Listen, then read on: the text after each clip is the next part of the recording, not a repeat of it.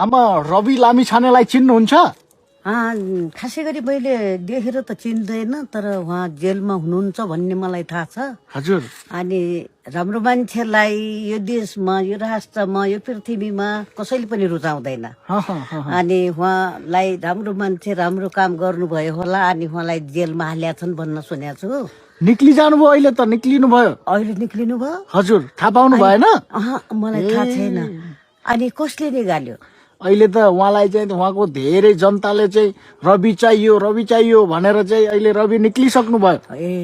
उहाँलाई धन्यवाद छ। म त जेलमा हुनुहुन्छ भन्न सुनेर एकदमै अलि अर्कै लागेको थियो। राम्रो मान्छेलाई त अनि यो देशमा कहाँ बस्न दिन्छन् न, मारेरै फाल्न सकिन्छन् बहुमत मिल्यो भने। अनि उहाँ कि देश निकाला गराउँदछन्, अनि खराबीलाई नजिक ल्याउँछन्, अनि राम्रो मान्छेलाई निकाला गरेर अनि टाढा राख्छन्। बाबु राम्रो मान्छेलाई त्यस्तो गर्छन्।